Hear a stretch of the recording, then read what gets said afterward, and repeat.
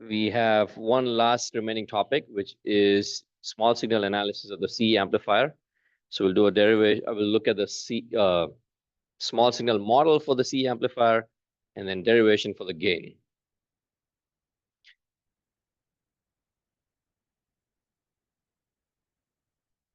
Okay, so this this is the circuit diagram of the C amplifier that we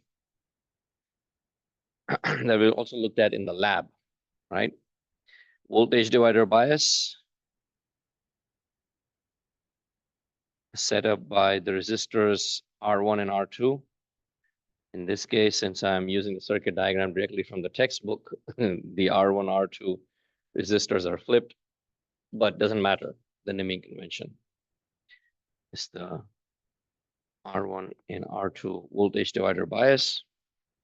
Then we have the collector resistor RC and RE. V in is going in at the base, and we take the output at the collector. Actually, let's just stick with VO. And then VCC 12 volts right at the top. One single volt source. So we can analyze the circuit as it is and also derive the gain. But let's create the small signal model first. Now, small signal, of course, means we are looking at a small portion of the signal, AC analysis. And so all the DC sources in a small signal model are reduced to 0.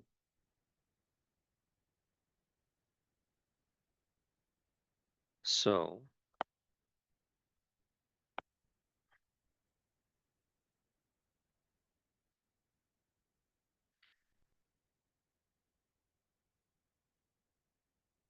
DC sources reduced to 0. And that means VCC is removed. That's the DC source. And we connect that point to ground. So our circuit will look like this.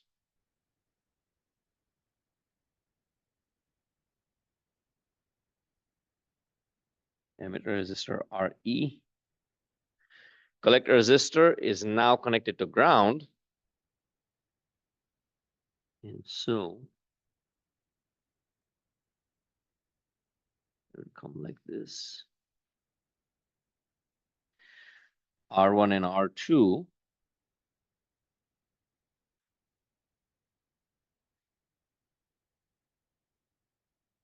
are also now connected to ground.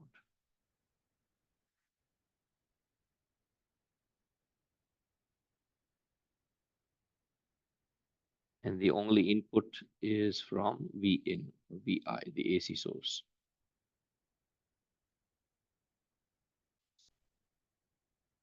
Right, R1 was already connected to ground. R2 was connected to VCC.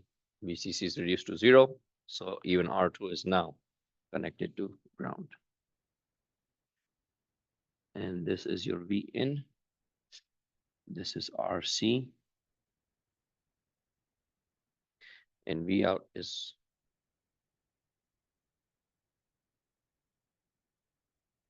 taken across here, output of the collector.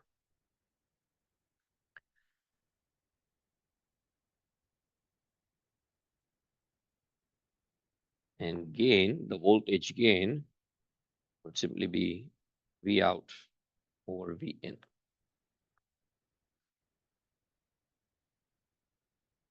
And that is what we wish to determine. The equation for V out over V in.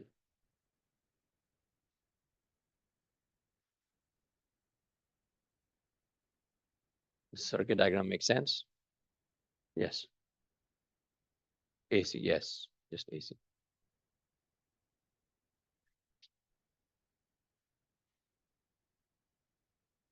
So far, so good. So now let's replace the BJT with its small signal equivalent. Right? BJT, a small signal equivalent. We have input resistance on the right side, which is R pi, output resistance R0, RO, and then we have the dependent current source. right? And so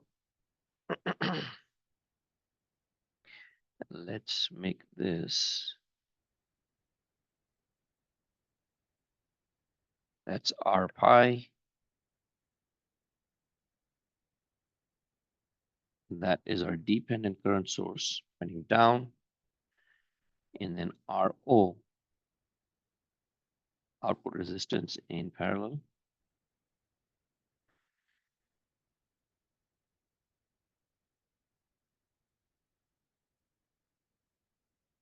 Okay, so that is simply our BJT. Now we add on the other resistors. This is the base terminal. This is the collector. And this is the emitter.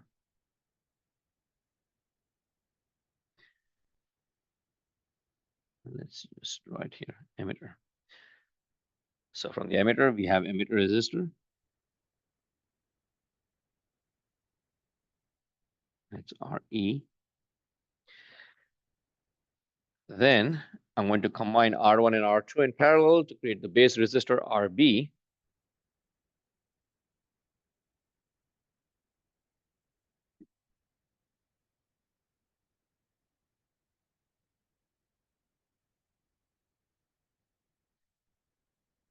That's RB. RB is simply R1 parallel R2. And then finally on this side, we have RC.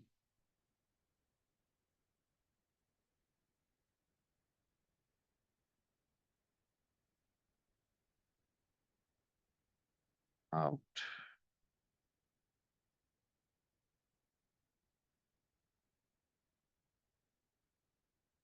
VO plus minus.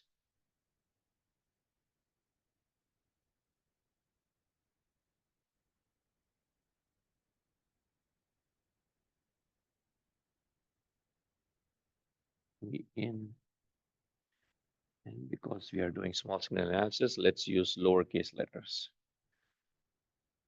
VO. Okay. So we have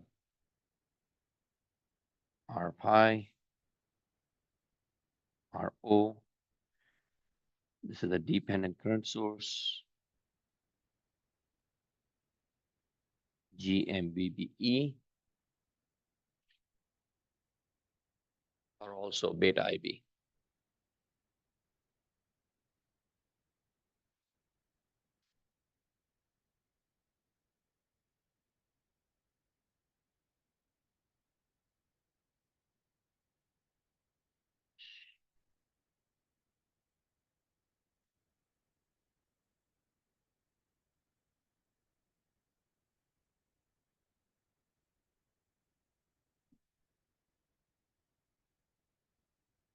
Make sense? Okay. So the currents that are flowing in there, that's the base current IB, emitter current IE, actually.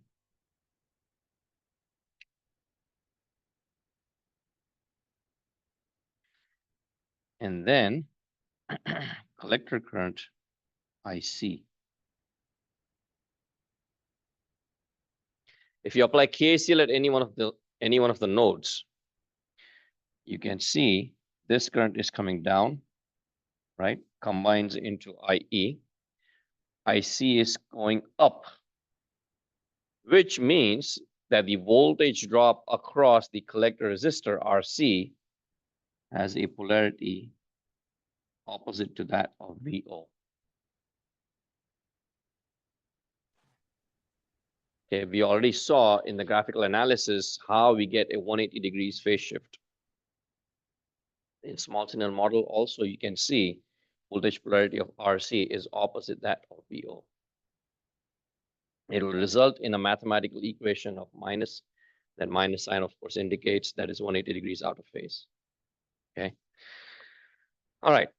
So let's look at the equation. What do we need? We want to derive an equation for VO over VI. Okay.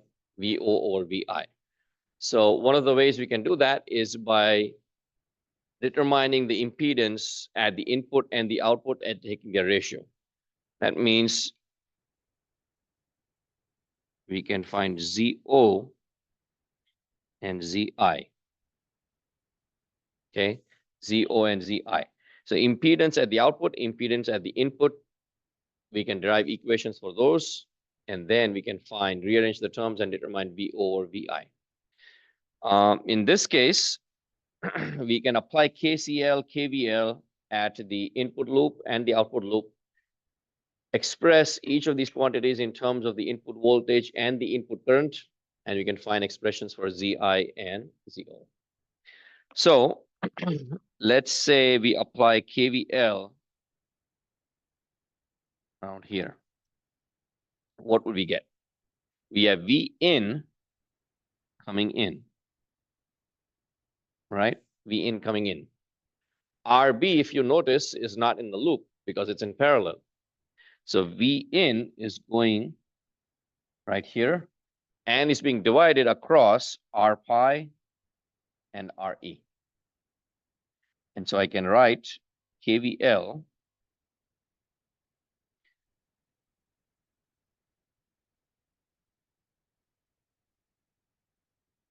KVL at the input or KVL for the input loop. I can write V in is equal to IB times R pi plus IE times RE. Right? Two resistors, voltage divided across both. And then I already know IE is beta plus 1 times IB. So we plug that in.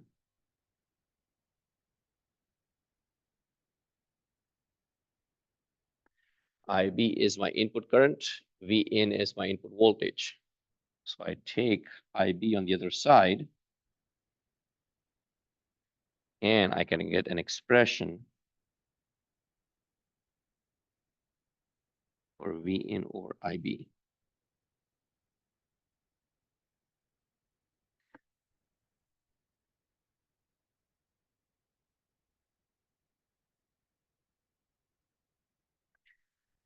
Okay. Now, that is not quite the input impedance. Okay, because we're not taking into account RB. So if we want Z in, we have to take RB into account. So far, we are only going to obtain the voltage and current relationship of R pi and RE. So we can call that, let's say, impedance of the base, ZB. And we'll make a few assumptions or approximations. Beta is typically 100 or above, so it's very large. So beta plus 1 is approximately equal to beta, right? And so we're going to replace beta plus 1 with beta. And no matter what the value of RE is, beta is large enough that the effects of R pi are negligible. So again, we can make another approximation and we can state that R pi is going to be far less in value than beta times RE or beta plus 1 RE.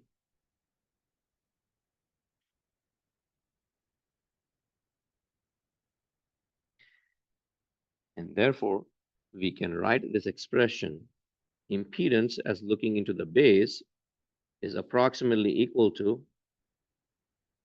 beta times RE. R pi, again, would be far less in value than beta times RE. Beta would be at least 100. RE, if you recall from your lab design, was at least 470 ohms or 1 kilo ohm or 2.2 kilo ohms. Okay, so even if you take 1 kilo ohm times 100, that's 100 kilo ohms. R pi would be 1 or 2 kilo ohms. That's far less, probably 1 or 2% of beta times RE. And so we can write ZB approximately equal to beta times RE. Now, if we look at the output impedance, ZO can be derived by setting the input voltage V in is equal to 0. So V in is equal to 0, output is RC in parallel with RE plus R0.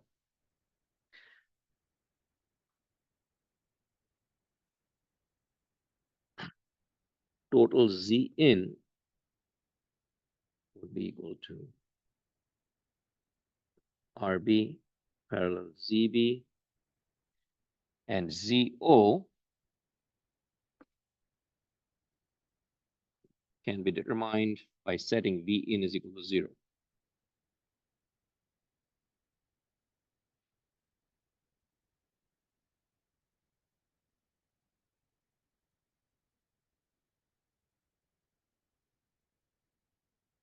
And if V in is 0, then IB is 0. If IB is 0, then our dependent current source on the output side is also equal to 0.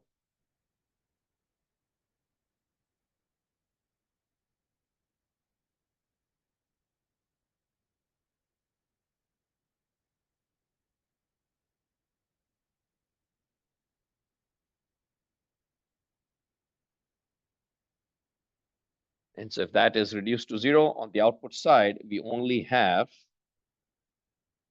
this term reduces to 0. If a current source is reduced to 0, it is replaced with an open circuit. And so if that is open, the only thing that we can measure at the output is RC in parallel with RO and RE. And so our output impedance, ZO, can be written as RC in parallel with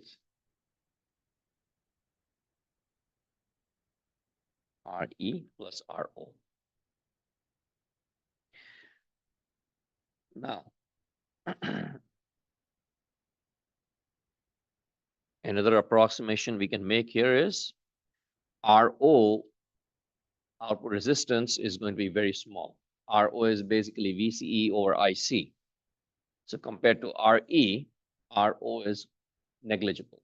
And so we can write an approximation where we can say ZO would be equal to RC parallel RE, because RO is negligible compared to RE. Therefore, ZO is approximately equal to RC parallel RE.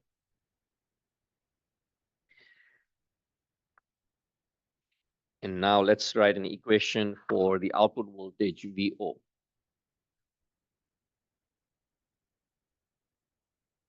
Which is rather straightforward because output is directly across the collector. And so VO is minus VRC, which is minus ICRC.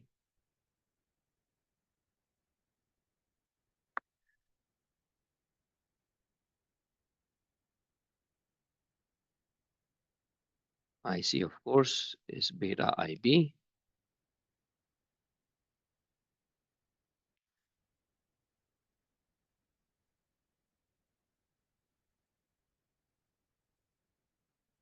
And IB from the input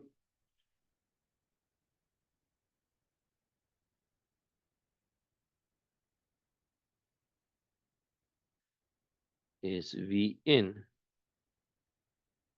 or beta RE.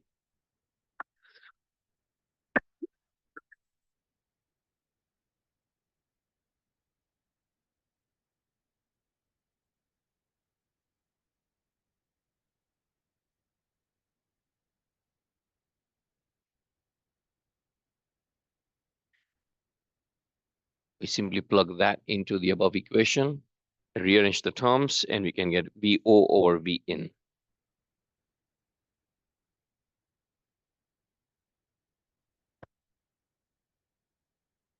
So minus beta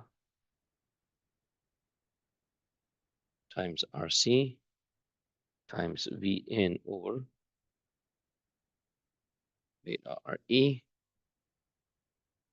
Rearrange the terms, get V out over V in is equal to minus RC over RE.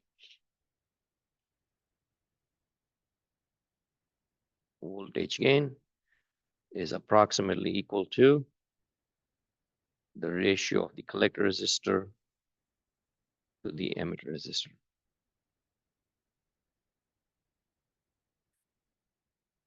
And that is the equation we used in the design of our lab circuit.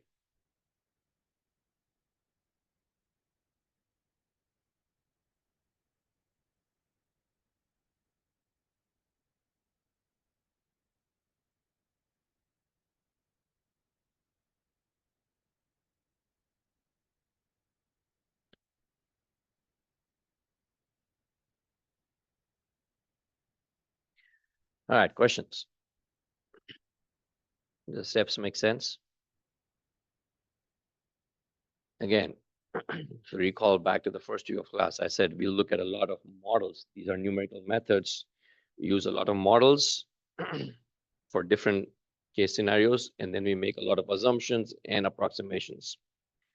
This circuit, we only used one coupling capacitor at the input. We did not use a coupling capacitor at the output. And more importantly, we did not use a bypass capacitor at the emitter. Okay. In the textbook, there's a derivation for this exact same circuit, but they use a bypass capacitor at the emitter, just right here. In that case, the model changes because the capacitors are modeled as short circuits at the operating frequency, right? V in has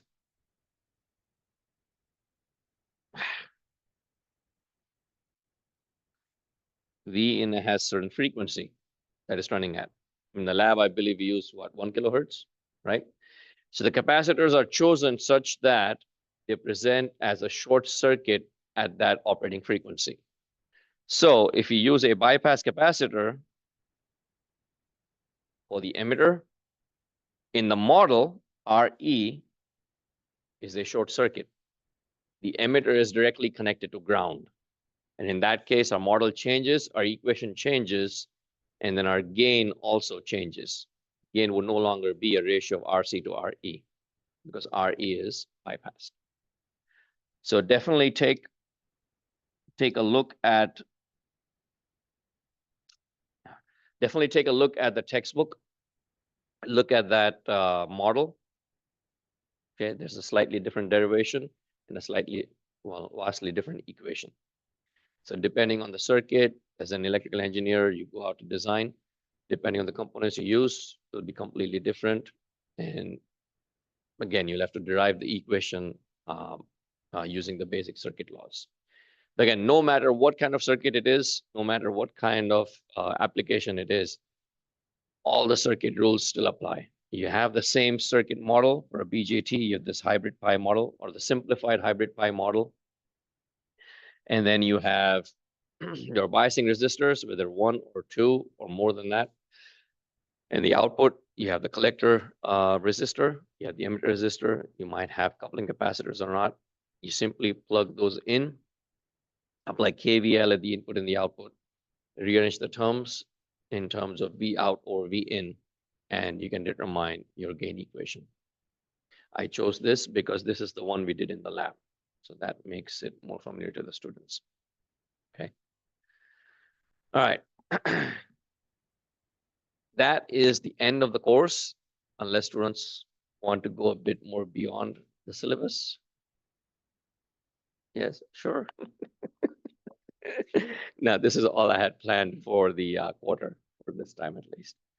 Um, and so all that's left is one final quiz on Wednesday, which is quiz 8. That will be based on the material that we have done after the BJT, BJT fundamentals and characteristics. So it'd be based on the CE amplifier. Okay. So a little bit of small signal analysis and CE amplifier. I'll post again an announcement on Canvas later today. And then no class following the quiz on Wednesday. Friday is just open office hours. I will be available all day in my office for questions. And then several students have signed up for the Saturday final. So we'll have the final exam on Saturday. So far, all requests are approved. And again, I will post an announcement on that too. Yes, Nicholas first, and then Candace. Is the Saturday final just an option to take it earlier? Yeah, that's it. Just optional. And then several students have noted that you have 328 on the same day on Wednesday. And so several students wanted to take it like earlier or later. And that is also an option. So you have the regularly scheduled time on Monday and Wednesday, 7 to 10. That's the Cal Poly schedule. And so those exams will be held as usual, as regular. And then Saturday final is optional. Taking it earlier or later is not going to give any students an advantage or disadvantage. It's just a time commitment. And so I provide this flexibility to students who wish to take it. Yes, Candace. 1 to 4. Everything's there on the final exam page. And so let me bring that up.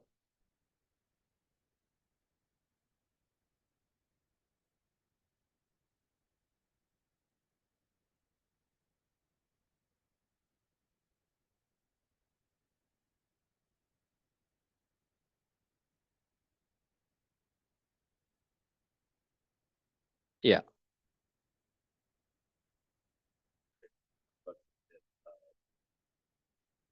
Oh, the evaluations, yeah. Evaluations are now open, right? I forgot to mention that, yeah. Yeah, there is extra credit, so let me talk about that.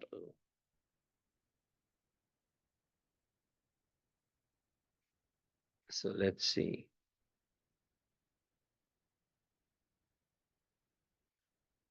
Since you're talking about the final exam, let's talk about the final exam first. It's right. Everything's here since the first day of class. The only thing I updated was the topics and then this form at the bottom. Okay.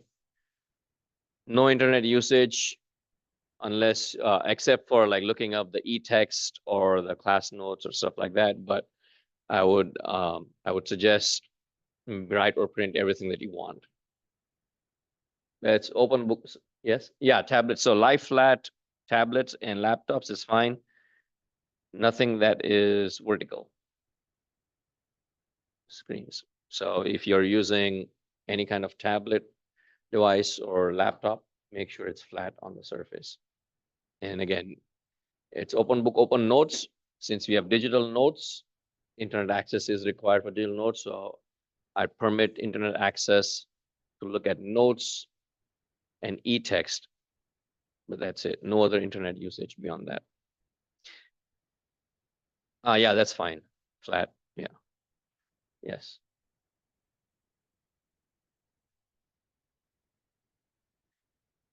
Yeah, I will. What do you mean? Required as a? Of course, yes. Oh. So quiz 8 will be on chapter 7, right? And there was a little bit of C amplifier we did in chapter 4 also at the end. So since this will be covered in quiz 8, I will not assess this on the final exam. So I'll remove that from the final exam. So I'll update that chapter 7 at the end. It will not be on the final exam. Okay, that'll only be on quiz 8. And then you can, go through this entire page, read everything on this page, and then let me know if you have any other questions. All right, and then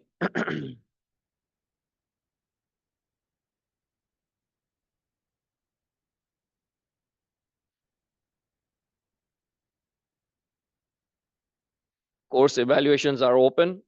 Well, somebody already submitted. Well, that's good. From 02. Um, the only thing we see at our end are numbers. That's all. And we don't even get these back until the end of the quarter. No, sorry, at the beginning of the next quarter.